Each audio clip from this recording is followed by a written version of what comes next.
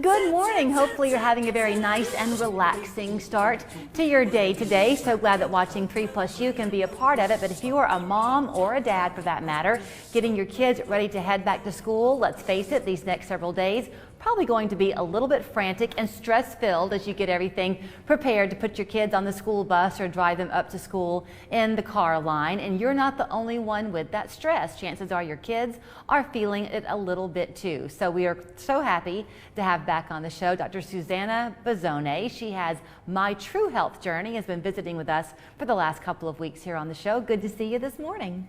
Great to see you. Thanks for having me. So there is one thing I learned, I guess kind of midway into being a mom, not until my older one was maybe 10 or 11, something like that, that it dawned on me, you know what, kids feel stress too, but the way they present it is not always verbally because they don't know what they feel. That's right. That's right. It's so true. I mean, honestly, we have to kind of be aware of that, especially since the pandemic and all these changes, that it's not just us feeling it. And sometimes we feel, how just overwhelmed, etc. But they get that too, not just with school and other things, but social situations at school, particularly not having social situations during the recent pandemic and all these recent changes, they absolutely come up, and they can show up differently than they do with us. So what are some ways, I know each child is his or her own unique self, but are there some kind of standard ways that kids are going to express stress?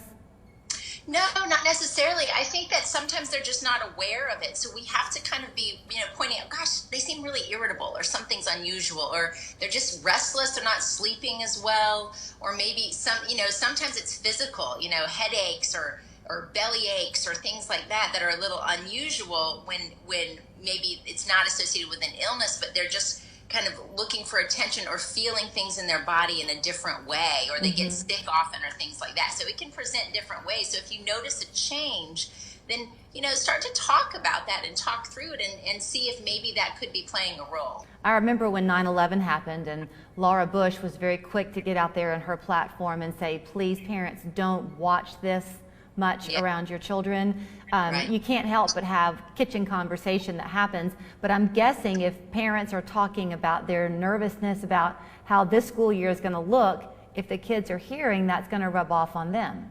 That's right. And also include them in the conversation and have them know that it's normal to feel a little bit of anxiety. Just even going to school itself causes anxiety sometimes. And so talking through that and recognizing that, it's okay to feel that way, and let's talk about what we can do to calm down, and that, we all feel that to some degree. So recognizing that it's normal is really important. And also with the background of this past year, as crazy as it was, I was looking at some stats last night, and really mental health related emergency room visits in ages 5 to 11 years old increased 24% over in 2020. And to ages 12 to 17 increased 31%. So certainly the mental health, and that relates to a lot of things, of course. It relates to our fear of the virus, but also the fact that everybody's at home at the same time trying to homeschool and work from school, etc. And we're picking up on the stress of our parents and other confounding factors, food insecurity, etc. However, it's important to recognize that it absolutely is not just affecting adults, it's certainly affecting kids too. Okay, talk about the teenagers, because it's one thing to talk to your 6 or 7 year old, maybe even your middle schooler, but by the time they get 13 and up, kids don't talk to their parents the same way. So what do you do if you're begging your kid to open up and they just don't want to? Yeah, and every kid is different, but it's really important to, again, be there to listen, and also recognize what might appeal to them or what they're struggling with. So maybe if it's sleep, a great sweet thing that might appeal to them is kind of like meditation apps. Or sleep apps like Headspace, and there's a couple of others that are really good for teens, like Stop, Breathe, and Think, or Take a Break. There's another one, Smiling Mind. Those I have obviously no affiliations with these, but just ones that are really good and tend to resonate with kids, because we know that mindfulness, which is really just getting in this present moment, which is so hard, and we've got to model it, right? It's hard for everyone, especially in the 21st century. So just taking some time to breathe with them, and just 3 deep breaths, exhales longer than your inhales, and feel your feet on the ground. As like ridiculous as that might seem, it gets you into this moment and tries to get rid of that monkey mind a little bit, and recognize that actually, especially with our teens today, yoga and mindfulness really resonates with a lot of them, and it's actually evidence-based in terms of its benefit on mental health. There was somebody, I think it was C.S. Lewis, who said once that if you are lost in the woods, the one who turns around first to come back to your starting points to try to retrace your steps is the one who's going to make the most progress, the one who goes back to the way you used to do things. So when we live in this world now where so much of it does seem to make our lives complicated, is it a good idea to think about going back to some simple things we used to do, like sitting around the supper table and actually talking?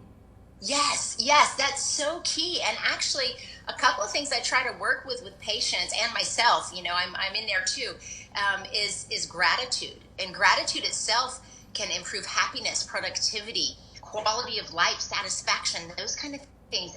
And just taking the time, like at dinner, to say 3 things you're grateful for around the table, or maybe at bedtime, like before you read your stories, if you're doing stories, if that's your thing, but really pointing out that gratitude. And what you're not doing is ignoring what's there, but you are just focusing on something positive and recognizing that that actually puts our brain in a different and better space. So that's one great thing. And also just taking time to get outside. I mean, just like you said, taking some normalization, get outside and look broadly, get away from the screens and the tiny focus on our detailed jobs, and look broadly out the window. And that itself can be really relieving and allow the messages that we send our brain to be really, I'm safe. And that's what we kind of lose sight of when we're always working, we're always doing, we're always listening to other people's messages. So start with a little breath, a little intention, and just a little bit of time out. And that can take minutes. It doesn't have to be like,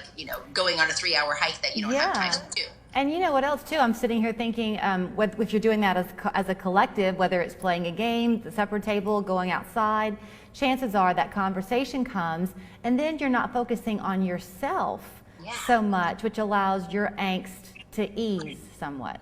Yes, and just the role of support. And that's something that we've lost a little bit, depending on the scenario, over the last year with isolation or quarantine, that just the ability to express and to interact. And so, kind of getting the attention off of the screen and turning it towards each other, because the role of support and love and just care and the connection that we feel between humans has unfortunately been lost a lot with the screens and with the changes that have happened the last year. So that's a perfect example of really talking at the dinner table would be doesn't seem like a big deal, but a huge deal. Okay, I'm going to throw you one that might not really be a question, but if it makes sense to you, maybe you can carry the ball and run. There's a pet peeve of mine, which is the phrase, it's quote, just stress. Not a big fan of that phrase. But it is hard for people my age who didn't grow up talking a lot about mental health to always understand how younger people today seem to kind of have it very front and center of their focus. So how do we bridge that conversation between a little bit of kind of tough it up and deal with it, yet being empathetic at the same time? That's right. And it is the perception of the event, of the stressful event, actually makes or breaks us. So we know that more than 70%, this was pre-COVID, more than 70% of family practice or primary care office visits are related to stress. And we also see that stress in itself increases the likelihood of disease, chronic diseases, and exacerbations of previous diseases. Like if you had a history of heart disease in this situation, I mean, how many of us know someone that's had a heart attack during an extreme stressful event, or that's got diagnosed with a recurrent cancer or a first cancer during that? And so we see the role that stress plays in our health, but it's actually, what's powerful about it is that it's not the stress that causes the event, it's the perception of the event. And so what that means, and that sounds like, what are you talking about, right? But what it means is that we've seen studies of mothers who were actually mothers of children with chronic diseases. So obviously incredibly stressful, right? You can't escape it. It's something that you're dealing with day in, day out. but they looked at their health effects and what's called their telomeres. And so telomeres kind of reflect aging.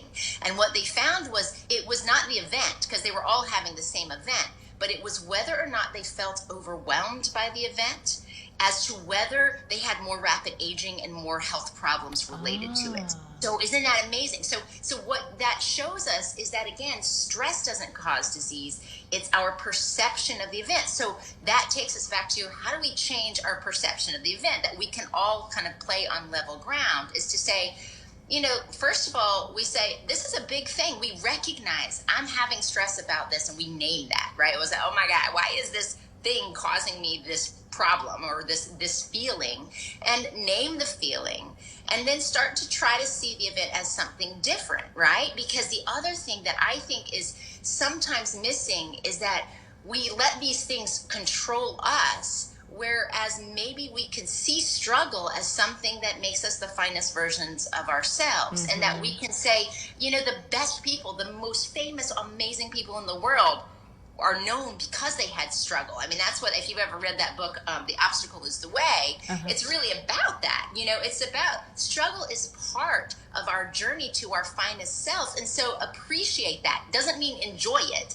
It doesn't mean deny it, but it means appreciate that we need struggle, and that it can make us better, and that, going through it is going to help us help other people down the road. Or there's so many benefits. Just, we have to get through it in a safe and healthy way. Okay, I have a funny feeling that there are a lot of people watching you this morning, like I am, thinking, tell me more. So if people want to get in touch with you, I know your practice is now called My True Health Journey. Are you seeing the whole family in your practice? I don't see young kids, so I'm not doing primary care. I do lifestyle medicine. My goal is really to not take over or compete with primary care physicians that are doing a great job making sure you've had your vaccines and your health maintenance screening and all that stuff. My goal is to partner with you, and I do work with teens. I work with kids and families to really give them the tools that they need to not need me anymore, and ideally not need our medical system so much anymore. So just to kind of get on the ground with some healthy evidence-based habits and support them in those changes, because it's pretty hard to do that. But my goal is really to work intensively in a short term, and then let you, loosen up the reins a little bit, and then let you, check in when you need to. So that's kind of how I work, but I don't do acute care, and I don't do primary care for kids, but I definitely work with sleep issues, anxiety, with other long-standing weight issues, etc., and dietary issues for sure. We are so glad to be checking in with you on this regular basis. So you soak up the last days of summer too. I know you've got kids at home who'll be preparing to head back, and we'll check in with you again next week. Great. Well, thank you so much. This is so fun. I really appreciate the time. We've loved it too. Dr. Suzannah Bozzone at mytruehealthjourney.com. That's the website. Her office there on Dayton Boulevard. The phone number 521-8738 if you would like to give her office a call. We're back after this. We know how important an accurate forecast is to you. It's the difference between an umbrella and flip-flops. whether you can keep your plane